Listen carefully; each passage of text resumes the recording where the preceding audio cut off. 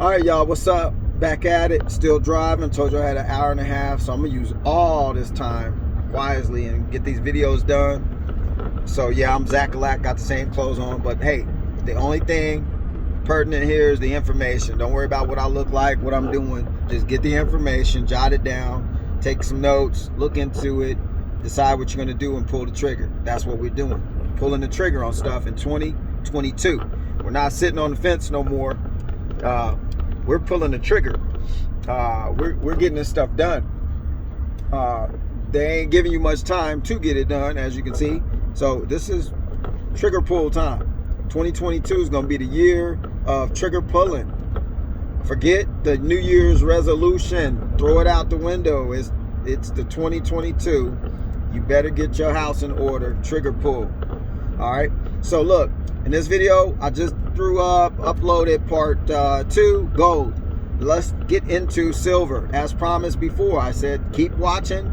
You're going to want to watch this video so you can get not a professional view, not a seasoned veteran investor in precious metals view of the situation. You're going to get Major's street version of the situation, because if you're not making so much money per year, 500,000, $1 million, $2 million, 10 million, 20 million a year, you're wasting a lot of time and energy putting paper into hard assets like metals, I think, as far as I'm concerned. Now, I do like silver, and I'm going to tell you why.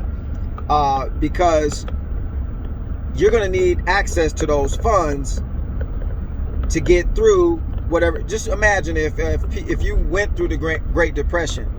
If that was an actual event and they didn't just tell us that to keep us scared, and we got great grandparents and grandparents, people that went through it. My grandmother was born 1917. She never did tell me any kind of stories about going through the Great Depression. I asked my mom about it. She's like, nah, we was good. Grandma's never said anything about roughing it. They were pretty okay. So that shows you that the Great Depression did not touch everybody. So let's throw that in there too. Right now, they want you to believe everything's going to crash simultaneously all at the same time. Well, if they do that, they lose control. So they're closing things compartmentally. They're this sector, that sector. Okay, now let's close some ports. Okay, now let's close some and not be hang on, guys. Let's close some ports of entry into the country and out of the country. Let's close some borders. Like somebody said in another video, the truckers done closed up all the borders up in Canada. You can't even get across, right? Even up in Detroit, trying to go into Canada or something like that. Need to hire them to go down to the southern border and let them handle that. Don't need no damn wall. You got all them truckers, right? So anyway, that's another conversation. But look, silver. Let's get into talking about silver. I told you guys about the utility behind gold as far as I knew. If there's somebody that's got some other input, put it in the comments. I don't know everything, and I'm the first one to tell you that. I'm willing to learn more. So what I'm saying is not the end all be all. It's just the Major's outlook on things, okay? Take it or leave it. That's up to you. I'm not a financial advisor. Disclaimer. I'm just telling you some stuff that Major, the way I look at it. So silver, let's go over the utility. Let's go over the non-utility of silver. There again, in a SHTF situation, silver is not going to help you too much. Now, it will help you somewhat because we are still programmed with coinage, meaning a lot of us in our lifetime have used quarters, nickels, 50-cent pieces, Susan B. Anthony dollar, all that stuff, collector stuff. We know about coins a little bit. If you're too young, you won't really know what coinage is all about, because you've been on, actually, as soon as you grew up, you're on digital. You're on Venmo, you're on Cash App and all this other stuff. So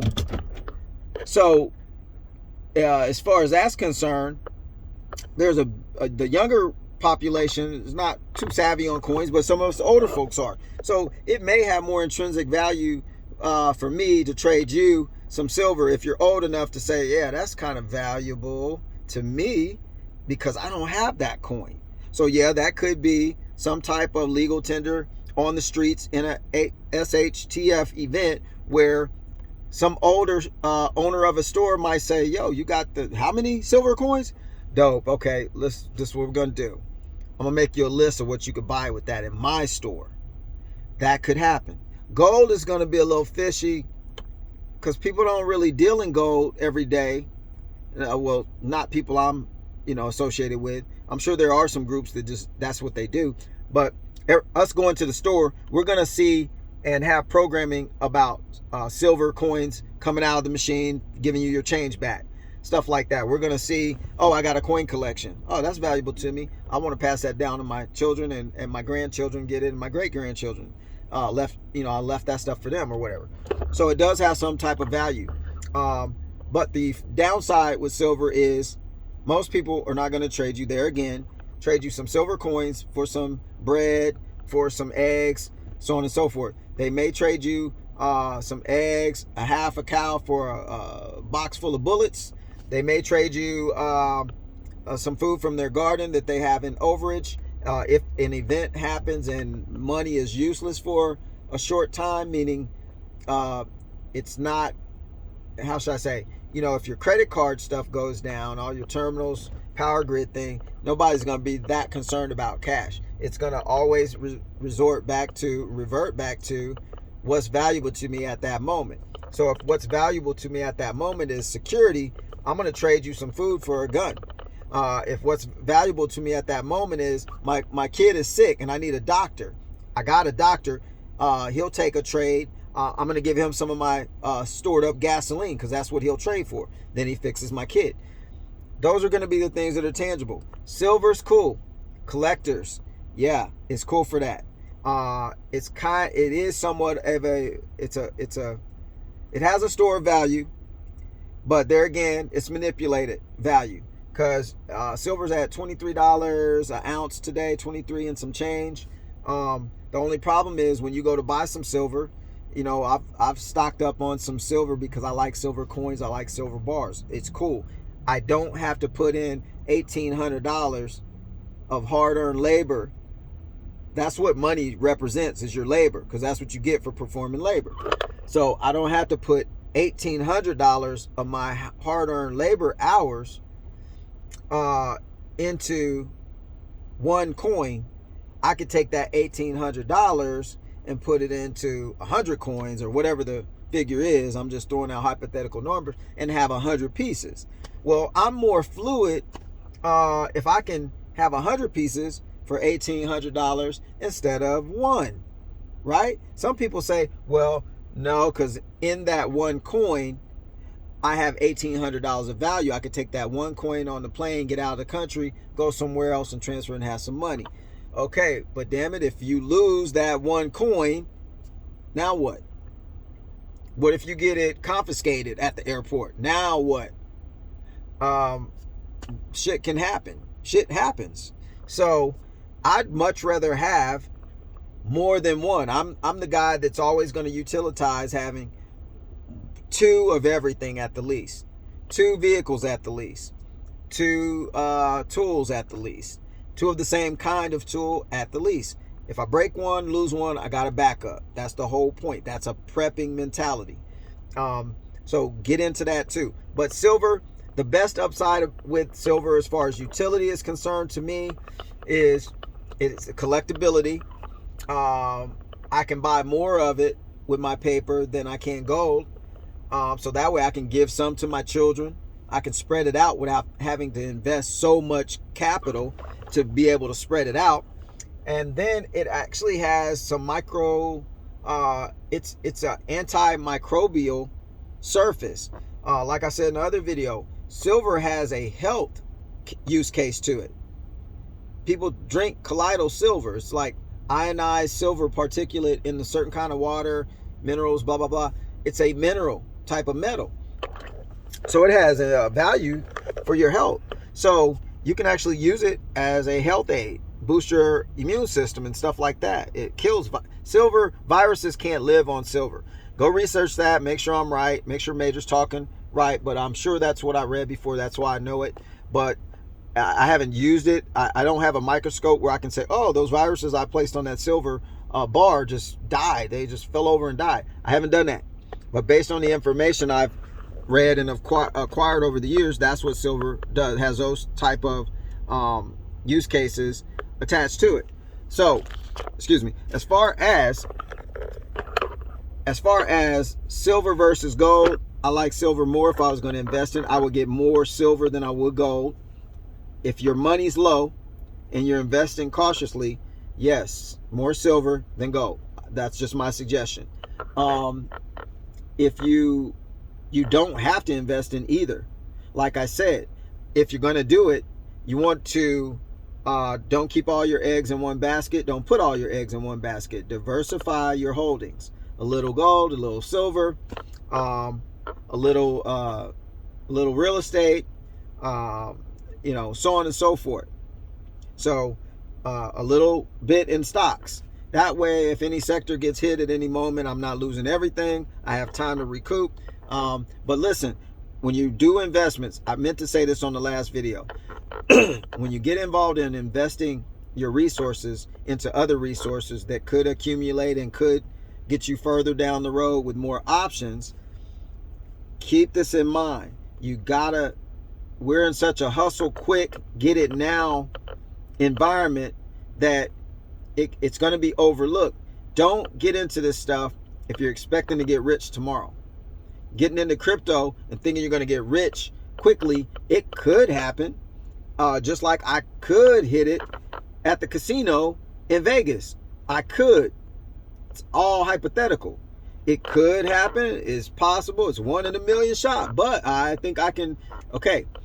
Don't go into investing that way. Go into it with an open mind like, yo, in the future, for my children, I hope this thing blows up and that at least somebody in my line of succession that I brought to this place is going to benefit from me hanging on to this. So go into it with that long-term outlook. Like, invest in it. You can look at it from time to time, but don't waste your day going back and forth on Coinbase trying to see if this coin went up, that coin, Ethereum's down, Bitcoin's up, Shiba Inu is doing this, XRP. You're going to drive yourself crazy. We got others. Those are distractions. Put some in, invest. If you can afford to lose it, that's when you invest. Okay? Don't ever invest thinking I'm going to get my rent paid. That's not going to happen. You got to remember, this is a system. It has the same historical up and downs as the stock market. So it can crash, it can jump, it can leap, it can stay stagnant. It can be in a bull market or a bear market. It could be in just a standstill market, or it could be in a up market. You got to be careful that you don't get sucked in and thinking you're gonna, take 10,000 or 5,000 and turn it into 20 real quick. You can do that, but if you're gonna do that, you need to learn how to trade. You need to learn how to trade cryptos and stocks. Invest 1,000, get in one of them classes, get in one of them courses, and get with a guy can tell you he's lost before, so he knows what he's talking about. Don't get into those trading platforms where they don't tell you how much they lost and they're not honest before, because that's a huge learning curve.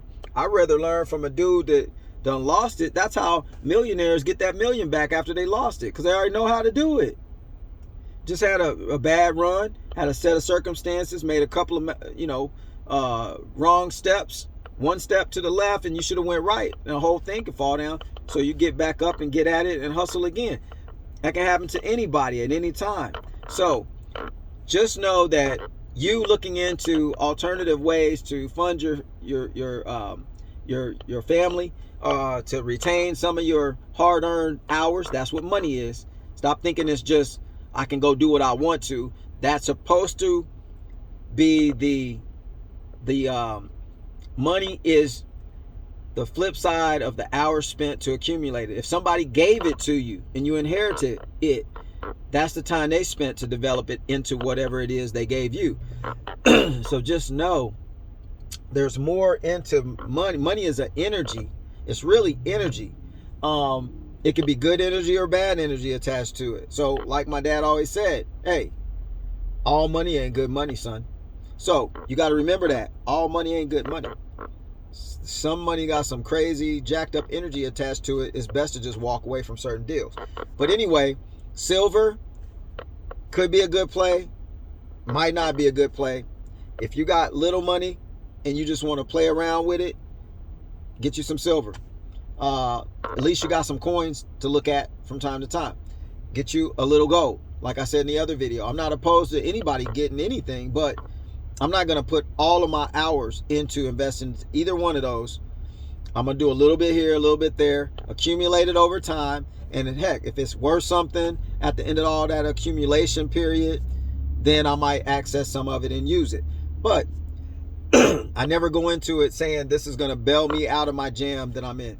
I'm not planning on being in any jams because I'm making moves now to eliminate the jams. Now, stuff can just happen, but I'm trying to eliminate stuff right now. I'm not trying to acquire a whole bunch of assets that don't perform for me. Y'all know me from the other video talking about the farm shares, the one asset. We're going to get into it. I'm going to wait till I do that video, but my preferred use case for investing cash or money is into real estate, farming type of land real estate, not commercial real estate. I would highly advise you don't mess with that right now. Wait till the prices drop. They about to drop. So commercial real estate, that's for major. No. Residential real estate, too much uncertainty. Land, raw land, especially if it's pasture already and I can just dig up some ground and grow food. Oh yeah, that's what I want to go look at. That's what I'm doing. Y'all know I got y'all that video. I'm gonna put up some more information and show y'all me working on the land I've acquired at 40.7 acres. You have an opportunity to get involved in that with me. You can help invest in that. I'll tell you how it works. I'll tell you exactly how I'm going to set it up so that you can possibly invest in that idea with me, farm shares. And we'll talk about that on the part 3 video. We'll talk about that on the real estate video. And I'll go into more detail about that. If you like this video, hit the subscribe button, hit the like button, hit the button, man. It helps get the messages out. I'm not, even if you just drop by my page and don't hear the whole video, hit the like button real quick. You know, support people. Then that energy you put out to support people come back to support you. Yo, this is Major signing off for another kind of cool video. Always out there. Watch your 6. Get ready for part 4. I'm about to do it on the next leg of this drive, so get ready for part 4. We're going to talk about cryptocurrency and the stock market. I'm going to hit real estate last. All right, peace.